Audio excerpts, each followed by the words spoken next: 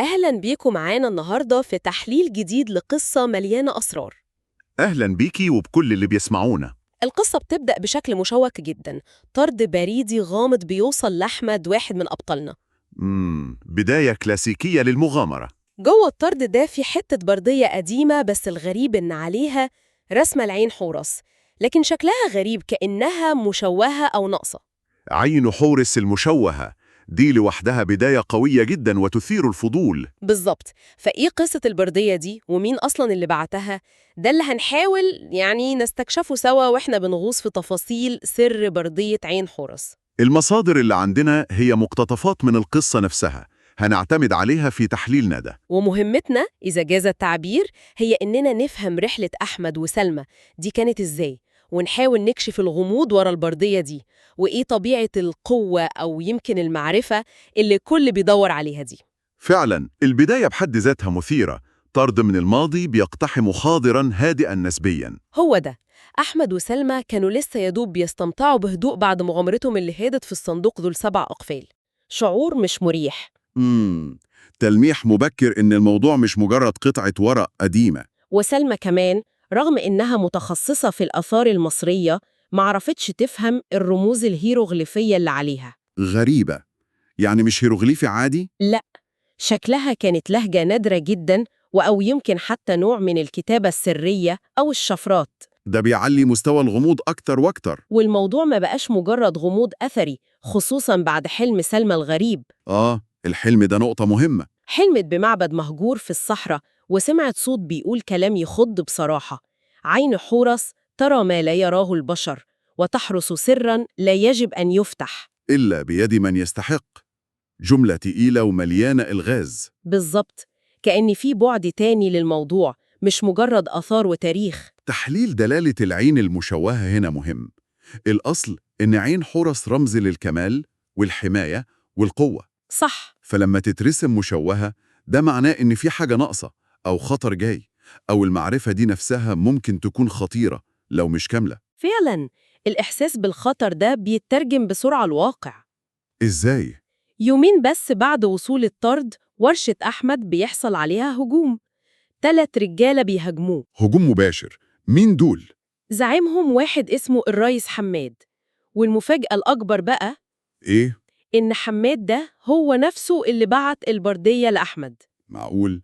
يعني هو نصب الفخ بنفسه؟ أيوة، اعترف بكده. قال إنه بعتها عشان يشوف مين اللي هيهتم بيها ويسعى وراها، وقال إنها مرتبطة بقوة عظيمة وإن الوقت بيخلص. يا خبر، ده تصرف جريء جدا من الخصم.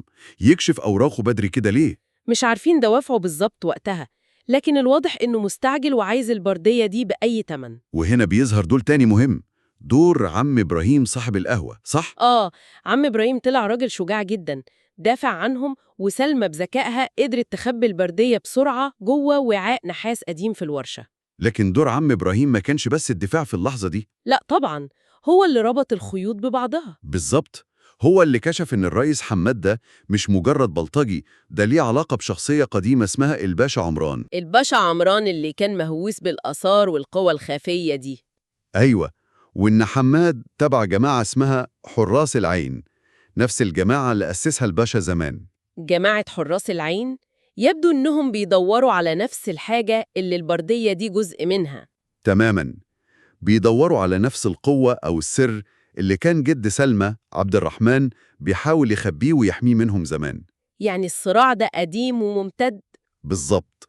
عم إبراهيم هنا كان المصدر اللي حول الموضوع من مجرد هجوم عصابة لمؤامرة تاريخية ليها جذور أعمق. وده اللي خلى أحمد وسلمى ياخدوا بنصيحة عم إبراهيم ويسافروا.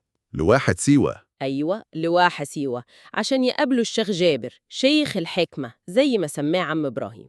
صديق قديم لجد سلمى، وممكن يكون عرف أسرار البردية دي. رحلتهم لسيوة كانت نقلة مهمة، من جو القاهرة الصاخب لواحة هادية وساحرة وليها تاريخ خاص. وسيوة كمكان مناسبة جدا لأجواء الغموض والأسرار القديمة دي. واحة معزولة حافظت على حاجات كتير من الماضي. وفعلا، أول ما قابلوا الشيخ جابر حسوا إنهم وصلوا للشخص الصح، راجل باين عليه الحكمة والهدوء. وهو عرف البردية أول ما شافها. فوراً، وتعرف عليها كمان. يبقى كان عارف قصة جد سلمى وتفاصيلها؟ أكيد. وشرح لهم بقى طبيعة البردية دي. قال إيه؟ قال إنها مش مجرد خريطة زي ما ممكن أي حد يفكر، دي جزء من حاجة أكبر، سماها مخطوطة قوة. قوة إيه بالظبط؟ سحر يعني؟ لأ، هو وضح إنها مش بالضرورة سحر، ممكن تكون وصف لطقوس معينة، أو يمكن تكنولوجيا قديمة، طريقة لتسخير نوع من الطاقة الكونية. طاقة كونية زي إيه؟ الفراعنة استخدموها زمان عشان يبنوا ويحموا مصر، بس زي أي معرفة قوية ممكن تكون مدمرة جدا لو وقعت في إيد اللي مش فاهمها أو نيته سيئة. فهمت. يعني علم متقدم اتحول لأسطورة مع الوقت. ممكن نقول كده. وقال لهم إن جد سلمى وناس تانية معاه قسموا البردية الأصلية دي لأجزاء وخبوها عشان يمنعوا جماعة الباشا عمران من إنهم يوصلوا لها كاملة. وده معناه إن الريس حمادة بيحاول يجمع الأجزاء دي تاني، وممكن يكون معاه جزء منها فعلا. احتمال كبير، عشان كده الوقت كان مهم بالنسبة له. والشيخ جابر عمل إيه بعد ما شرح لهم كل ده؟ مصمم إنه يساعدهم، وأول خطوة كانت إنه ياخدهم لمكان غريب، المعبد المهجور اللي سلمى شافته في حلمها. معقول نفس المعبد؟ بالظبط.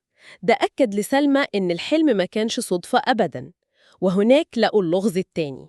لغز تاني؟ فين؟ على حيطة في المعبد كان في نقش لنفس عين حورس المشوهة اللي على البردية، وكان لازم يحلوا لغز ليه علاقة بالضوء. إزاي يعني؟ كانوا محتاجين يجمعوا شعاعين ضوء، واحد من الشمس وقت الغروب والتاني من انعكاسه على مراية قديمة كانت مع الشيخ جابر على نقطة معينة في النقش. شغل دقيق ده. ونجحوا؟ بتعاون بينهم. حكمة الشيخ جابر مع خبرة سلمى وقطعة معدنية كانت مع أحمد استخدموها كعاكس إضافي. ولما حلوها إيه اللي حصل؟ الحيطة اللي عليها النقش اتحركت وكشفت عن خبيئة سرية. ولقوا إيه جواها؟ لقوا الجزء التاني من البردية. رسمة العين بقت أوضح شوية لكن لسه مش كاملة. ولقوا حاجة تانية؟ أيوة، تميمة صغيرة على شكل جعران عليها نفس الرموز الغريبة اللي على البردية. والجعران ده كان ليه معنى؟ الشيخ جابر قال إن دي تميمة خاصة بالحراس الأصليين للسر ده زمان، والجزء الجديد من البردية وجههم للخطوة الجاية. اللي هي فين؟ مكان اسمه العيم الساهرة في الأقصر.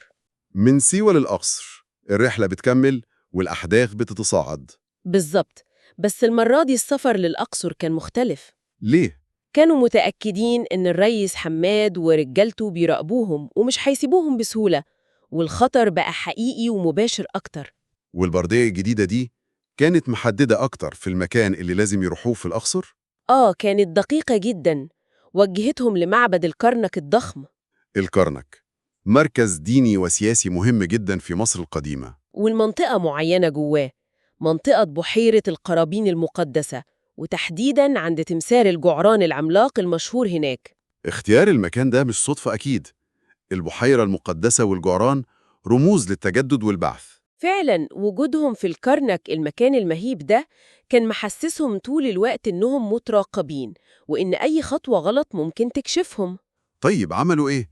دخلوا المعبد عادي وسط الزحمة؟ لا، خطتهم كانت أجرأ من كده.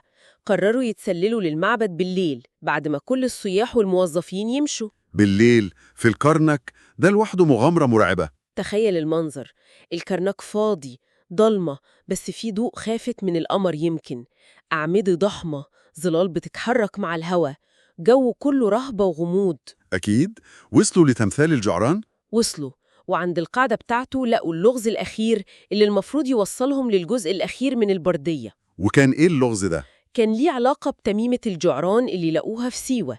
سلمى بذكائها قدرت تربط بينه وفهمت إن التميمة دي لازم تتفعل بطريقة معينة في وقت محدد جدا بالليل. وقت محدد إزاي؟ كان مرتبط بظهور نجم معين في السماء في توقيت دقيق. ياه، شغل فلكي كمان. أيوة، وفي اللحظة اللي كانوا بيحاولوا يستعدوا فيها لتفعيل التميمة ظهر الرئيس حماد. بالظبط، هو ورجالته حصروهم عند التمثال. الموقف بقى خطير جدا، صراع على مكان أثري مقدس بالليل.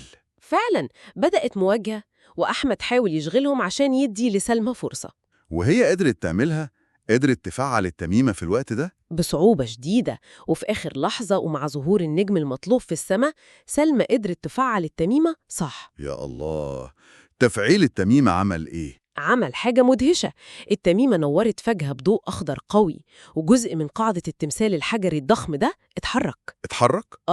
وكشف عن فتحة مدخل سري لنفق تحت الأرض. لا يمكن، الرئيس حماد شاف ده؟ طبعاً شاف واتجنن، حاول يوصل لهم ويمنعهم، لكن أحمد وسلمى قدروا يدخلوا النفق بسرعة. وبدأت المطاردة جوه النفق. مطاردة في ممرات ضلمة تحت الكورنك. الموضوع كان مرعب ومثير في نفس الوقت. والنفق ده وداهم فين؟ وداهم في الآخر لغرفة واسعة تحت الأرض. الغرفة دي كانت حاجة خرافية، جدرانها كلها متغطية بنقوش غريبة ومختلفة عن أي حاجة شافوها قبل كده. والجزء الأخير من البردية كان هناك في نص الغرفة محطوط على هيكل خشبي قديم جدا، كأنه كان مستنيهم. دي لحظة الحقيقة بقى. بالظبط. سلمى خدت الجزء الأخير وحطته جنب الجزئين اللي معاهم. واكتملت عين حورس. اكتملت أخيراً، الرسم بقت واضحة وكاملة. بس المفاجأة ما كانتش بس في اكتمال الرسمة. إيه اللي حصل تاني؟ أول ما الأجزاء اتحدت، البردية كلها بدأت تتوهج. نفس الضوء الأخضر اللي طلع من التميمة بس أقوى بكتير، وبدأ يطلع منها صوت همس غريب، كأنها صحيت. يا ساتر، المعرفة اللي جواها بدأت تتفاعل. شيء زي كده. وفي اللحظة دي بالذات الريس حماد ورجالته قدروا يوصلوا للغرفة. وصل في الوقت الغلط كالعادة.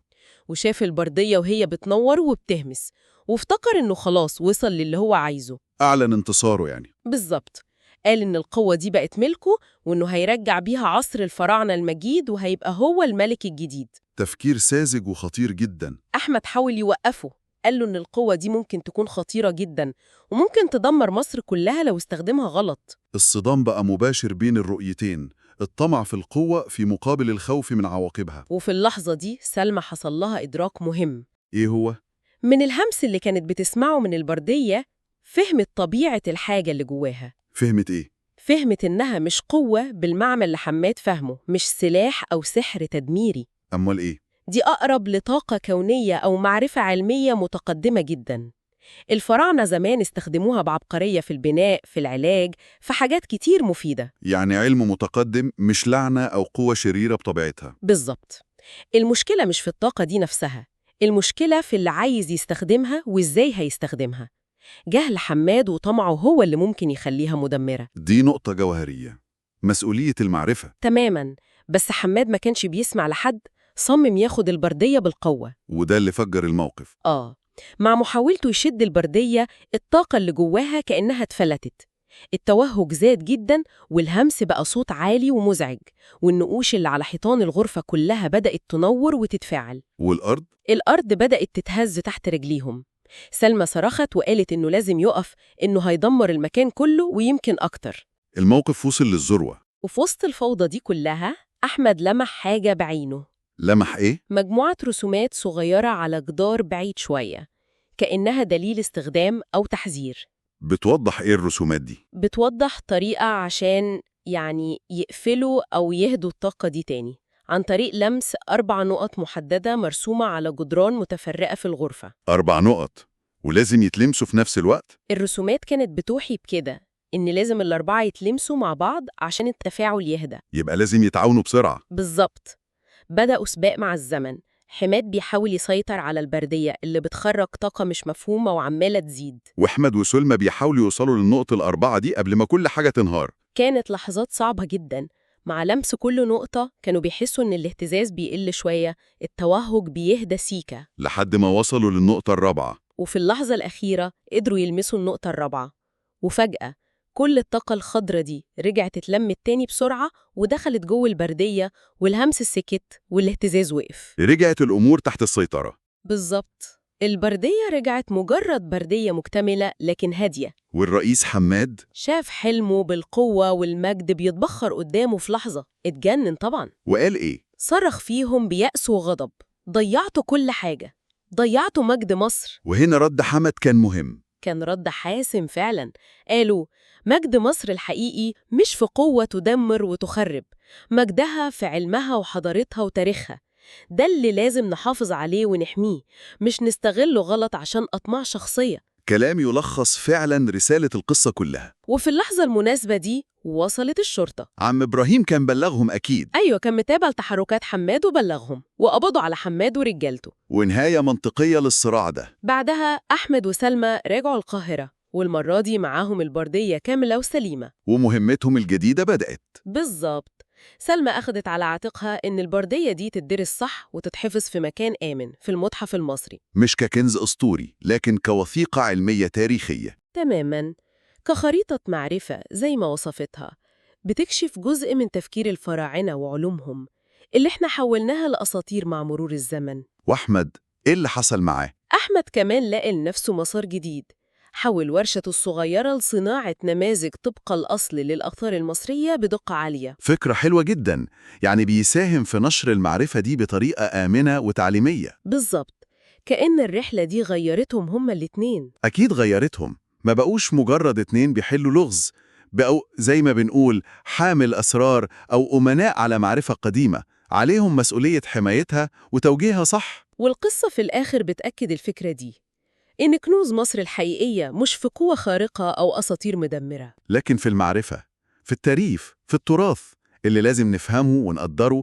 ونستخدمه بحكمة. القصة بتنتهي نهاية هادية نسبياً، بس بتسيب عندنا إحساس كده إن دي مش آخر مغامرة لأحمد وسلمى، وإن رمال مصر لسه مخبية أسرار كتير. وهو ده اللي بيخلينا نفكر بعد ما سمعنا القصة دي، يعني حكاية زي سر بردية عين حورس بتخلينا نسأل نفسنا سؤال مهم عن علاقتنا إحنا كبشر بالماضي. سؤال زي إيه؟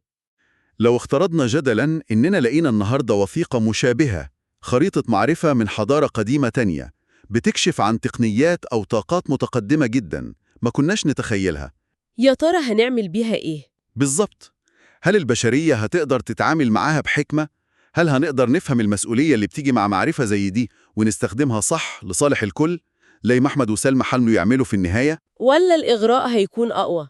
ولا إغراء القوة والسيطرة زي ما شفنا مع شخصية زي الرئيس حماد هو اللي هيغلب ويسوقنا لطريق تاني خالص، طريق يمكن يكون خطير جدا؟ سؤال صعب ومحتاج تفكير. عين حورس المكتملة في نهاية القصة كأنها رمز للمعرفة الكاملة دي، وهي بتنظر لينا عبر الزمن، بتفكرنا إن السر الحقيقي مش بس في اكتشاف المعرفة، لكن في البحث عنها واستخدامها بحب وبحكمة وبمسؤولية.